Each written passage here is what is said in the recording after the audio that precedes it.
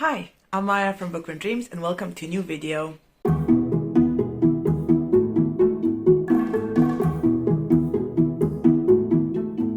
Today I'm going to talk about all the books that I've read for the Space Opera September readathon. I finished it in like 2 weeks, and the only reason you're getting this video today is because I got sick during the weekend when I was supposed to film and do this video, and I just didn't get to it. Now I'm sort of on the mend, and let's talk about all the books that I read for this readathon.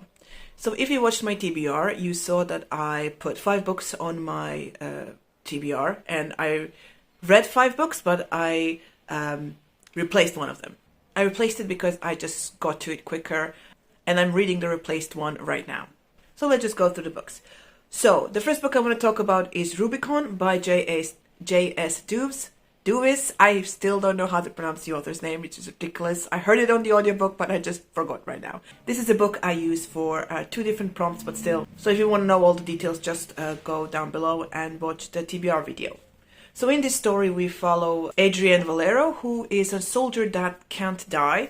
And she's part of this war that humans have against intelligent machines that are dedicated to assimilating or destroying humanity. And after a very explosive beginning of the book in which she dies for the 96th time and gets reborn or recloned or whatever, she gets put in another division and gets an upgrade in the form of a virtual assistant that, as the story progresses, achieves sentience, which is technically not good, because a self-aware artificial intelligence doesn't really mean good things. So then Valero takes part in like covert missions within missions with her teammates to sort of figure out the reasoning of the machines trying to, destroy humanity. And, while she's doing that, she's also figuring out some secrets from her side of the war, which puts her in a very dangerous position. After a bit of a slowish start, the story becomes really engaging, and it definitely pulls you in. I am a fan of military science fiction. I read John Scalzi's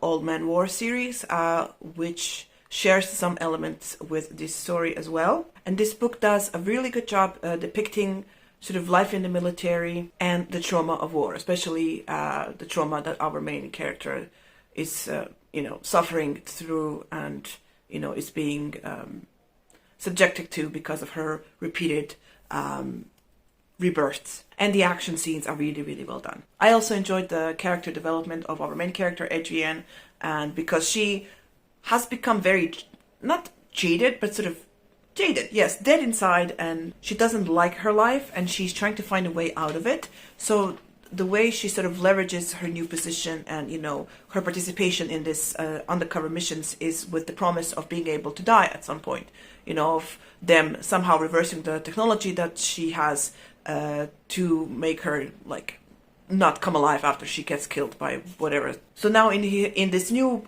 place, and she's surrounded by new people, she's sort of slowly learning to be, I guess, human again, because she's starting to make new friendships and new connections. There's also a slight romance in the background that's happening, but it is a change from her previous sort of position where her and her previous teammates were basically used as cannon fodder, and here, people are regarding her with a bit more respect, and they are, using her and her team in better ways. I also liked when the virtual assistant gained more and more personality, and this was very well done in the audiobook, where the narrator just sort of gave more nuances to the character while it spoke and communicated with Adrienne, and that was a really fun development to follow in the story. The thing I didn't like about this book, this one thing, is I went into it thinking it would be a standalone.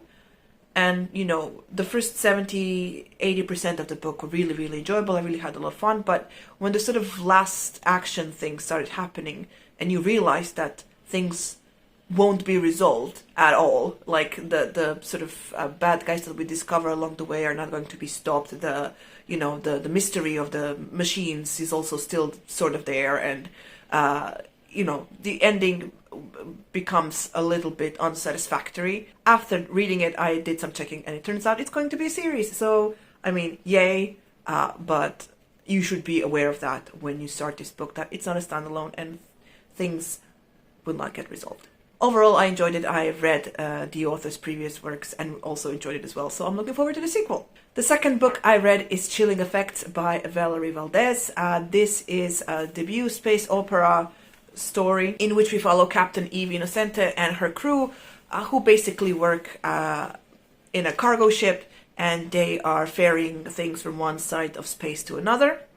And we find out that Eve's sister has been kidnapped by by the Fridge, which is a sort of shadowy syndicate that puts people into cryo sleep. And basically, if you don't pay them or like do things for them, they will either sell the person into like slavery or just kill them. So Eve now has a list of missions from them that she has to do, and each one is like more dangerous and more ridiculous than the previous one. But the problem is that she doesn't tell her crew about it, so she basically puts them in bad positions and lots of dangerous situations, and she doesn't tell them why, which of course leads to the whole thing falling apart, which it's annoying, the not communicating with her crew, a problem that could have been easily solved, and people who would have helped her to save her sister. So yeah, that was annoying. Another thing that was annoying about the story is that there are too many characters and there is so much plot. Things just kept happening and happening and happening, and there wasn't like a chance to slow down and sort of take in the events and the consequences of some events that have happened. And since there were so many characters, the characterization was very superficial, so it was very difficult to keep track of everyone, because Eve has her crew of like 5 or 4 people. Then you meet her father, who has one crew at the beginning of the book, another crew in the middle of the book, and another crew at the end of the book, and you're supposed to be keeping track of who is who and like what role they could play in the current events, and maybe in the overarching thing that's happening, because you keep thinking, well, if you're introducing me to this character, then and like telling me that they are a good like assassin or whatnot, mercenary or what something, like maybe that character will be important in some kind of a way, and they're not. Same thing goes with the psychic cats. So the psychic cats are mentioned in the summary. They are sort of introduced in the beginning of the story, in which like the leader cat sort of tries to take over the ship and almost succeeds. But from then on, they're basically just lab cats that go around and bring comfort to the people who are petting them, I guess. And having such a sort of cool, interesting character, something, and not do anything with them is just kind of bad, and was a bit of annoying, because you kept thinking like, okay, you're, the same reasoning goes with them as with the other characters. So you introduce these cats and they basically do nothing.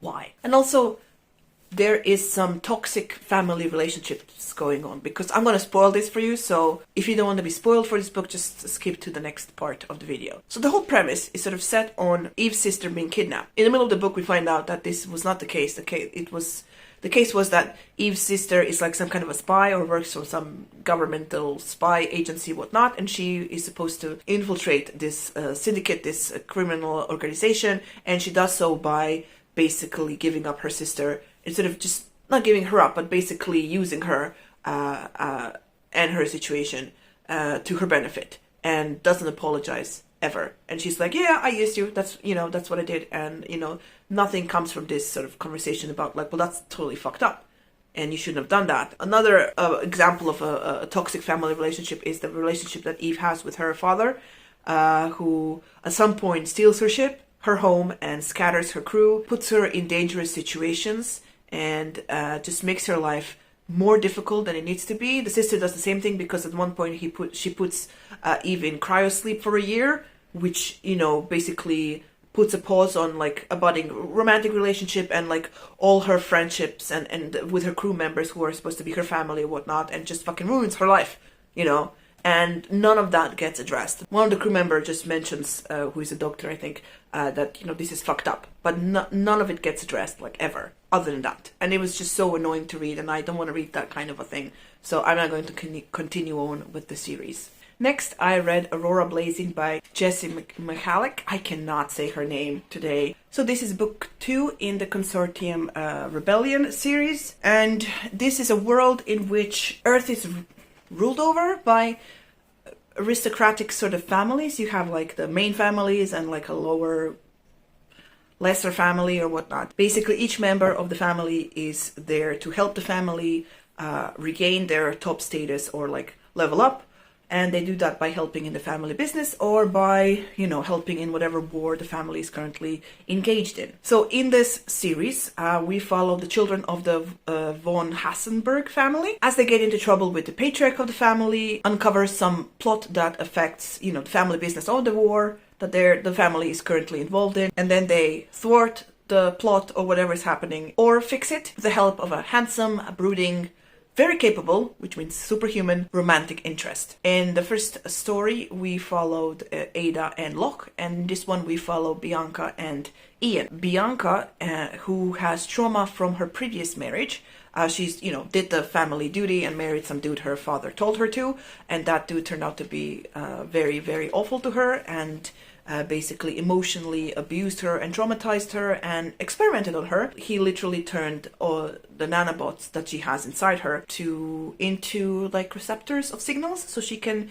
hear signals in her head and decipher them, which of course leads to some medical issues that she has been suffering since the mysterious death of her husband and her return to her family home. She's also known as the source of information for her family because she has developed a sort of network of informants, usually ladies of society that she has helped or that owe her favors. And after her oldest brother gets abducted, he's the heir of the family, she basically goes off on her own to try and help him. Ian is sent after her. Ian is the head of security for her family, and together they try to, you know, find the brother and, you know, thwart whatever plot is happening in the story. Now the thing with Ian is that Ian is a complete asshole because he has secrets to hide. In the previous book, we sort of find out that there was a possibility of something happening between Ian and Bianca, but Ian wasn't very receptive to it because he was like, I have a secret to keep and I don't want to be involved with this like spoiled princess type of person. He basically sort of crushes Bianca's feelings, and she did not forget that. After that, she gets married and goes through all the trauma, and after she comes back, her and Ian always keep butting heads because of her secret ability that nobody knows about. She always is in his way, and she is actively working against him when he's trying to find Ada in book 1. So there is conflict there and angst in the beginning of their romance. But after Ian gets his head out of his ass, things get much better. So the whole story is very thrilling, has lots of action, has romance, has smut, which I always enjoy. And is very, very entertaining, and I'm looking forward to getting to the third book in the series, in which we follow, I believe, the youngest daughter of this family, and I'm looking forward to see what kind of trouble she gets into. The next book I read is the one I replaced with the other Jesse Mihalik book I was supposed to read for this because I started it and it took me a while to get into it. I am now currently at 50% of it and I'm enjoying it, but the beginning was a bit rocky. Because, you know, the setup was kind of weird. But it doesn't matter. I replaced this with the book called Won by an Alien by Amanda Milo. This is a book that is on my Buzzword Reading Challenge at TBR for September, which is great because I think the prompt for September is to read a book that has a game-related word in the title. And this is book 3 in the Stolen by the Alien series. And in this one, we follow a single mom who gets abducted and by aliens and sold at auction. And she gets bought by this alien that is sort of like half kangaroo, half human. Not entirely sure how that works because I didn't really honestly spend a lot of time trying to imagine what that would look like. And he takes her to his ship. Now, the biggest problem with this book is the miscommunication trope, in that way that they don't like misunderstand each other because, you know, they don't understand each other at all because nobody speaks anybody's language. And they're like 5 aliens, no. They're like 4 aliens on this ship and nobody speaks English, and, you know, Tara, our main character, doesn't speak any kind of alien. The alien guy bought her because she looks like a princess of this other alien planet, and he's like, well, we have to take care of her because she's a princess, blah, blah, blah. And the majority of the book, they're traveling to the home planet of these princesses to try and figure out what the fuck happened with this princess and who has kidnapped her. And nobody found this strange that she doesn't have all the attributes of the princesses, because these princesses have wings, they have talons or claws, they should be able to speak any kind of alien language, and, you know, whatever, they're supposed to be like, the personality is supposed to be like haughty and whatever, like princess-like, right? Spoiled princess-like. actually. The human that he has taken shows none of these, and nobody found this interesting. They were like, oh, she's probably traumatized from whatever happened to her to end up in auction. Nobody is smart in this book. And the other thing that we have, this problem that appears throughout the entire book, that Tara has spent like a month trying to tell these aliens that she has children at home and that they need to bring her back to Earth so that she can take care of her children. And she spends most of the time crying for her children, you know? And they're like, oh, she's unhappy because, you know, but we're bringing you home, whatever. Everybody is stupid in this book, which was annoying. And because of this lack of communication or misunderstanding between everyone, she accidentally marries two aliens, different aliens on this ship. It was very frustrating reading their communication or whatever conversations they were trying to have, because she's trying to tell them she needs to go home, and they're like, oh, she's hungry. And she's like, I have two children. Oh, she wants to build a nest. It was annoying, and it got old quite quickly, and I really didn't enjoy this one at all, because nothing really happens until like the end, when she gets a translator implanted into her head or whatever, and then they go to Earth to get the kids and whatever. They return to space to like be a happy space family, whatever. But yeah, I enjoyed the previous installations in this series much more than this one. And the last book I read for this readathon is Cibola Burn by James S.A. Corey. This is book 4 in the Expanse series, which starts with Leviathan Wakes and goes on and goes on. So, since this is book 4, I can't tell you much, but I can tell you that this book shows you a very fascinating, at least for me, because I don't think I've read a lot of, you know, let's go colonize an alien planet books. So this book shows you sort of the problems of that situation. The thing is, throughout the story series, we follow Holden and the crew of the Rocinante, Alex and, oh my god, whatever the others' names are. And as they get into trouble because of some contact with an alien proto-molecule that has found its way to the solar system from another solar system. So at the end of book 3, this proto-molecule somehow made a gate that can lead the ships of the solar system to another solar system, to, I guess, let's say planets that were previously colonized by this proto-molecule, or tried to be colonized by this proto-molecule. So since this gate opened and there is like a way to get to another planet, of course, through legal channels, industries sort of take ownership of planets and like mining rights. But we also have a group of refugees from previous conflicts in the series of destroyed space stations and sort of satellites and planets and whatnot that are traveling, you know, and trying to survive in this solar system on a giant ship. So when they see a way to another planet, they took it and they colonized this planet illegally. And the story starts with a terrorist attack by the, let's say, first landers of this new planet towards the industry, you know, company, people that are coming, the company that is bringing in scientists and whatnot, people who will be able to, you know, use the resources of the planet to like work, survive and whatnot.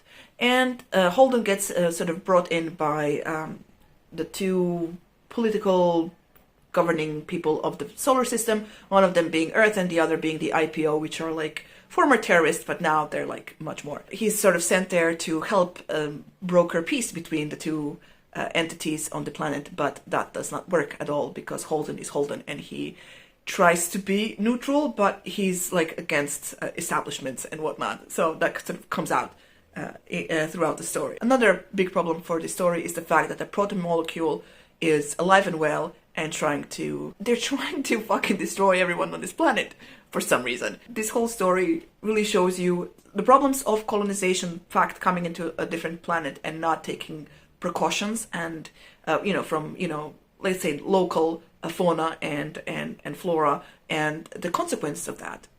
Because at some point everyone goes blind. And it also shows you how these situations can bring the worst in people, you know, with the terrorist attacks and crazy security people from the company, and the best of people after, you know, the planet tries to kill you. So it was a really, really fun read, very interesting. I always enjoy these books. I should really get to finishing this series because I always have fun with the audiobooks and following the story of Holden and his crew and all the other characters that we meet throughout the story. I also like how characters from previous books do have cameos, but there is a way for them to have a bigger role in the sequels. So yeah, I enjoyed this one and I'm looking forward to the sequel. So with these 5 books, I finished all my prompts and I've managed to finish all the stages, and that's great. Now, I do have 4 sci-fi books that I want to read until the end of the month. Currently, that leaves me at a week and a half, and I have 4 books, so we'll see if I manage. So the first book, I want to finish Capture by the Sun by Jessie McCallick. This is book 3 in the, oh my god, it's the name of the ship, Shadows Light or something series.